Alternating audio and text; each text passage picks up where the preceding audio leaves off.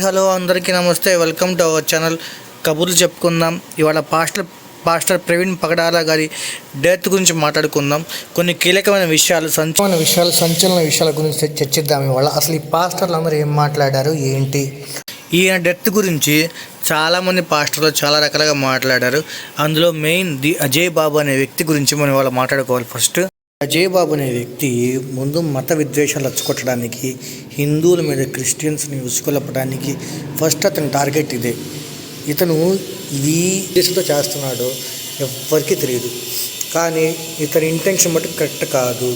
ఇతను పాస్టర్ ప్రవీణ్ పగడాల గారి డెత్ని అడ్డం పెట్టుకొని హిందూస్ మీదకి క్రిస్టియన్స్ని రెచ్చగొడుతున్నాడు. ఫస్ట్ పాయింట్ ఇది. వీడిని అసలు ఊరుకోకూడదు.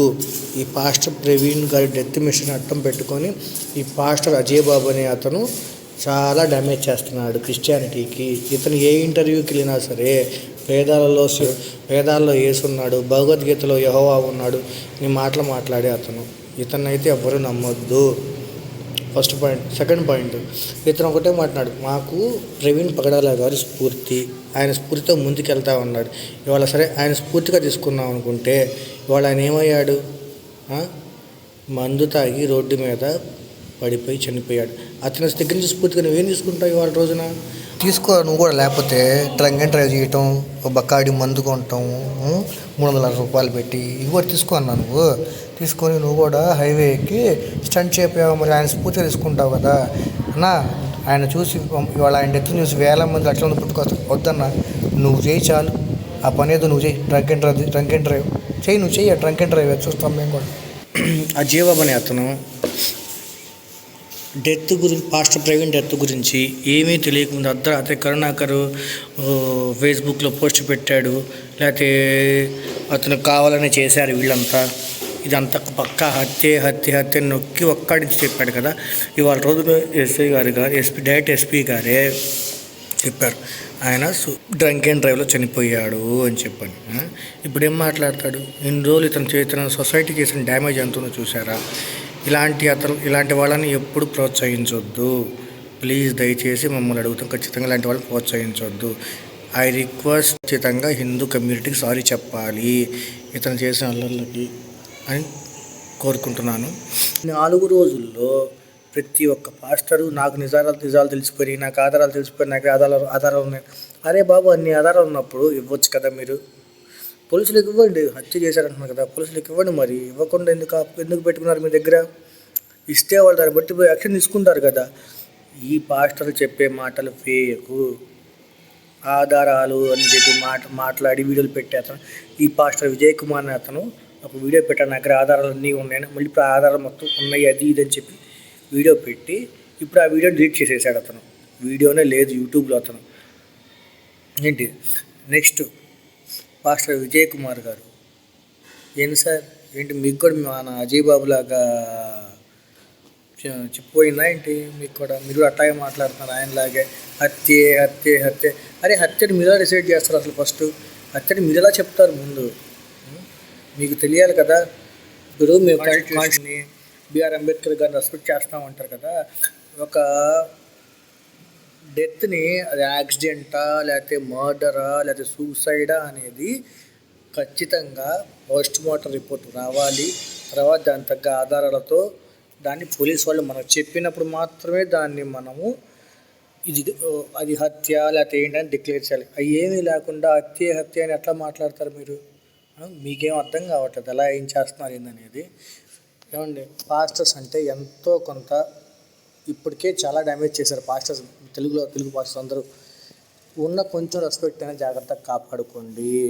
ఎందుకండి దేవుడి పేరు చెప్పుకొని చనిపోయిన వాళ్ళ శవాన్ని అడ్డం పెట్టుకొని మీరు చేసే పనులేంటి?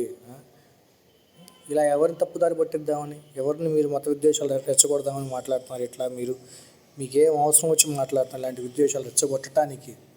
మళ్ళీ మీరు ఫాలో అయ్యారా? హత్య చేశారని మీరు చూసారు హత్య చేయటం. ఇప్పుడు సీసీ కెమెరాలో మాట్లాడి ఒక్క పాస్టర్ కూడా బయటకు వచ్చి మాట్లాడితే ఒక్క పాస్టర్ కూడా బయటికి రాడే మాట్లాడడానికి? ఏ పాస్టర్ వచ్చి మాట్లాడరు? పైగా ఇప్పుడు వాళ్ళ రోజున పాస్టర్లు అందరూ దాక్కొని బయటికి ఏమి రెచ్చగొట్టి ఇది హత్యే కావాలని మ్యానిపులేట్ చేశారని చెప్పి. మ్యానిపులేట్ చేసినంత అవసరం ఏముంది? సీసీ కెమెరాని ఏమన్నా మ్యానిపులేట్ చేశారా?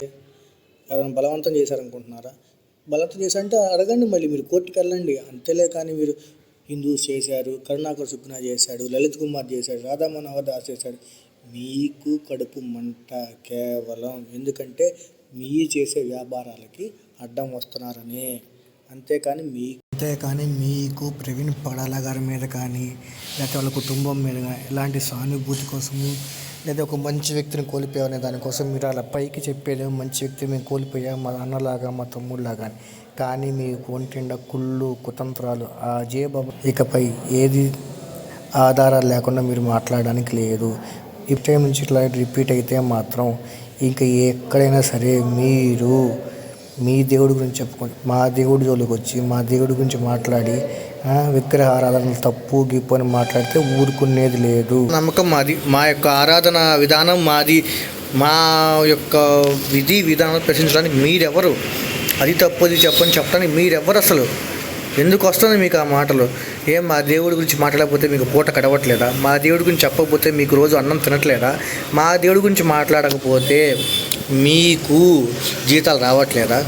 మా దేవుడి గురించి మాట్లాడకపోతే మీకు కన్వర్షన్స్ జరగట్లేదా? ఎందుకు మా దేవుడి గురించి మాట్లాడాల్సినంత అవసరం మీకేం వస్తుంది ఇక్కడ? ఎందుకు? ఇవాళ రోజున పాస్టర్ ప్రవీణ్ పగడాల గారి డెత్ను అడ్డం పెట్టుకొని ఎంతమంది రెచ్చగొడుతున్నారు మీరు ఇవాళ సొసైటీలో? ఎంతమందిని ఇబ్బంది పెడుతున్నారు మీరు? అరే కొంతమంది అయితే సీసీటీవీ ఫుటేజెస్ అన్నీ చూపించినా కూడా లేదు ఇది హత్య అని చెప్పి మాట్లాడుతున్నారు. అది ఎంతవరకు కరెక్ట్ మీరు మాట్లాడేది విషయంలో? ఒకసారి మీరే ఆలోచించుకోండి. Thank you for this video. ఇక్కడ దాకా వచ్చారంటే మా నాలెడ్జ్ ఎంతో కొంత మీకు నచ్చే ఉండిద్ది. దీనిపై ఇంకో పార్ట్ కావాలనుకుంటే ఖచ్చితంగా కమెంట్ చేయండి. నేను చెప్పిన దాంట్లో మాట్లాడిన దాంట్లో ఏమైనా తప్పు అనిపించినా లేదా ఇంకేదైనా సజెషన్ ఇవ్వాలనిపించినా సరే ఖచ్చితంగా సజెషన్స్ ఇవ్వచ్చు మీరు. నేను తప్పు మాట్లాడితే క్షమించండి. వెళ్ళిపోయే ముందు ఖచ్చితంగా సబ్స్క్రైబ్ చేయండి మామ. మంచి వీడియోస్ మీ ముందు తీసుకొస్తాను. ఇలాంటివి కాకుండా మంచి క్వాలిటీ వీడియోస్ రావడానికి ఎప్పుడూ ప్రయత్నిస్తూనే ఉంటాను. సబ్స్క్రైబ్ చేసి హెల్ప్ చేస్తారు, మోటివేట్ చేస్తారని చెప్పి ఆలోచిస్తూ ఉన్నాను. Thank you so much.